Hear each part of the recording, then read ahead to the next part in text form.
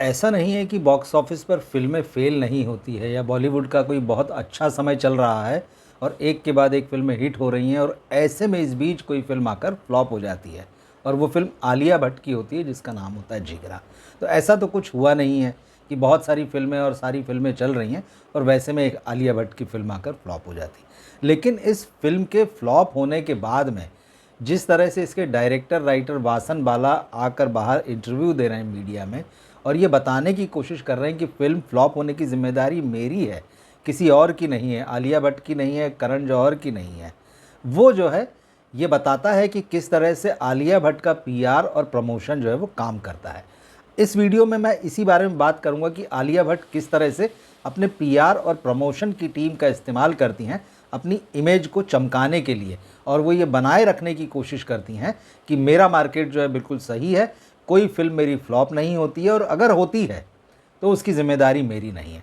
आपको याद होगा जब जिगरा का मैंने रिव्यू किया था तो उस रिव्यू में मैंने यही बात कही थी कि जिगरा जो है उसको जिस तरह से प्रमोट किया गया है वो पूरी तरह से आलिया भट्ट की पॉलिशिंग के लिए है। जिस तरह से वो फिल्म बनाई गई है वो पूरी फिल्म जो है आलिया भट्ट को एक नई इमेज, जो अमिताभ बच्चन की तर्ज पर एक्शन वाली और एंग्री यंग मैन वाली जो अमिताभ की इमेज थी उस तर्ज पर जो है खड़ा करने की कोशिश की गई। लेकिन ये फिल्म जो है अब बहुत बुरी तरह से, एक तरह से आप कहिए कि औंधे मुँह गिरी बॉक्स ऑफिस पर और दर्शक इसको देखने नहीं गए। और सबसे ख़ास बात यह है कि आलिया भट्ट के कैरियर की सबसे कमज़ोर ओपनिंग इस फिल्म को मिली। तो ऐसे में बड़ी घबराहट फैल गई, बड़ा मतलब जिस बात की उम्मीद नहीं की थी ऐसा काम हो गया। तो उसके बाद में अब पूरी तरह से जिसे कहते हैं कि लीपा पोती करने की कोशिश की जा रही है और यही, और सिर्फ जो है वासन बाला इस बारे में कुछ लीपा पोती कर रहे हों, बातें कर रहे हों, ऐसा नहीं है। एक बार फिर से मीडिया का इस्तेमाल किया जा रहा है। मैं वही चीज़ आपको यहाँ समझाने की कोशिश करूँगा कि मीडिया का इस्तेमाल जो है कैसे किया जा रहा है। मीडिया में स्टोरीज़ आ रही हैं कि वासन बाला इस फिल्म की जिम्मेदारी ले रहे हैं फ्लॉप होने के लिए और मीडिया में इस तरह के आर्टिकल कराए जा रहे हैं जिसमें ये कहा जा रहा है कि इस फिल्म के फ्लॉप होने से तो आलिया भट्ट के कैरियर पर कोई फ़र्क नहीं पड़ेगा। ये फिल्म जो है आलिया भट्ट के कैरियर पर किसी तरह का डेंट नहीं है। इस फिल्म के बाद में अगली फिल्म आएगी और वो हिट हो जाएगी तो उसके बाद में लोग इस फिल्म को भूल जाएंगे। ये कहा जा रहा है कि अगर आलिया भट्ट अगर जिगरा में नहीं होती तो इस फिल्म में कुछ था ही नहीं। मतलब सारा मामला आलिया भट्ट के को केंद्र में रखकर ये बताया जा रहा है कि ये फिल्म जो है अगर चल जाती तो आलिया भट्ट की बहुत बड़ी फिल्म होती और अगर ये फिल्म नहीं चल पाई है तो इससे आलिया भट्ट जो है कतई प्रभावित नहीं है, उनका बॉक्स ऑफिस या उनका कैरियर या उनकी इमेज पर कतई प्रभाव नहीं पड़ा है। तो दरअसल अब जिस तरह से वासन बाला लोड ले रहे हैं और ये बता रहे हैं कि इस फिल्म का फ्लॉप हो जाना जो है मेरी जिम्मेदारी है। वो कह रहे हैं कि आलिया भट्ट अगर उस वक्त मेरी फिल्म नहीं कर रही होती या उन्होंने जिगरा में काम नहीं किया होता तो वो कोई और फिल्म कर रही होती, उनके कैरियर पे तो क्या फ़र्क पड़ता है। तो मुझे दरअसल अब वासन बाला कह रहे हैं कि मुझे अब इस बात का इंट्रोस्पेक्शन करना है, मुझे अंदर ये झांक कर देखना है कि लोग फिल्म देखने के लिए क्यों नहीं निकले। मुझे ये बात जो है अब इस सवाल का जवाब तलाशना है कि लोग क्यों घरों में बैठे रह गए। आलिया भट्ट जैसी स्टार के होने के बावजूद जो है, मेरी फिल्म होने के बावजूद जो है, लोग ये फिल्म देखने क्यों नहीं आए। ये सवाल आलिया भट्ट की तरफ से नहीं आ रहे हैं। आलिया भट्ट की टीम ये नहीं कह रही कि वो ये इंट्रोस्पेक्शन नहीं कर रही हैं कि जब वो अपनी इमेज को एक लार्जर देन लाइफ बनाने की और ख़ुद को अमिताभ बच्चन के बराबर खड़ा करने की कोशिश कर रही थी तो उनकी फिल्म देखने क्यों नहीं आए हैं। आलिया भट्ट ये इंट्रोस्पेक्शन नहीं कर रही, ये इंट्रोस्पेक्शन जो है वो फिल्म के डायरेक्टर वासन बाला कर रहे हैं। और फिल्म को प्रमोट कौन कर रहा था, किसके नाम पर फिल्म प्रमोट हो रही थी, वो आलिया भट्ट के नाम पर प्रमोट हो रही थी। मीडिया में अब इस तरह के आर्टिकल आए जिसमें ट्रेड एनालिस्ट बोल रहे हैं ये तो आलिया भट्ट के कैरियर में स्पीड ब्रेकर है, ये कोई फुल स्टॉप तो है नहीं। तो ये ऐसी कोई बात तो है नहीं कि जो आम दर्शक भी नहीं समझता है।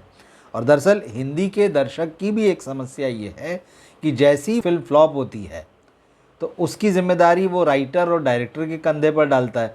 लेकिन कोई फिल्म कितनी भी अच्छी हो, अगर वो हिट हो जाए, चल जाए, बॉक्स ऑफिस पर झंडे गाड़ दे तो उसका पूरा क्रेडिट जो है वो उसके स्टार्स को, उसके एक्टर्स को दे दिया जाता है। सबसे बड़ा एग्जाम्पल अभी की तारीख में आप देख लीजिए, स्त्री 2 है।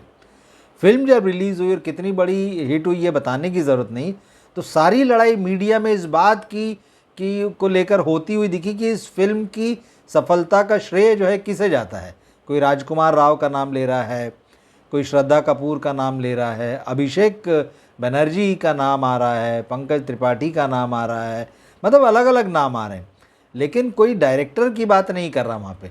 बहुत बाद में जब सोशल मीडिया में इस तरह के कुछ ट्वीट हुए कि भाई सारा खेल तो राइटर डायरेक्टर ने जमाया है, उनको क्रेडिट जाना चाहिए, लेकिन उस पर कोई बात नहीं होती। तो जैसी कोई फिल्म हिट होती है उसका श्रेय जो है पूरी तरह से जो है वो स्टार को दे दिया जाता है। शाहरुख खान जो है 4 साल घर बैठने के बाद अगर जो है लौट कर आते हैं बॉक्स ऑफिस पर, और पठान जैसी और जवान जैसी फिल्म ब्लॉकबस्टर होती, कहते हैं कि हज़ार हज़ार करोड़ रुपए कमाएं, तो वो शाहरुख खान की फिल्म हो जाती कि शाहरुख खान ने कमाल कर दिया।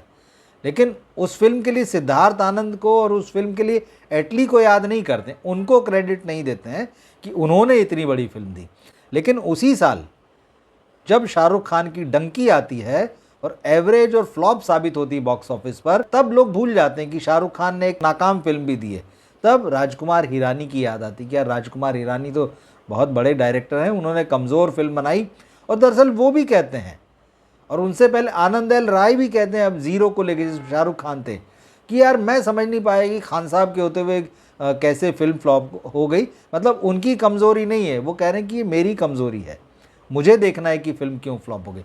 तो ये एक अजीब तरह का चलन है फिल्म इंडस्ट्री में। तो और जिसको आप कहिए कि चापलूसी होती है, चाहे वो फिल्म रिव्यूअर्स हों, चाहे ट्रेड एनालिस्ट हों, चाहे जो एग्जीबिटर्स हों, कोई जो है सितारे को नाराज़ नहीं करना चाहता है। सारे जो मामले हैं वो फोड़े जाते हैं डायरेक्टर और राइटर के ऊपर।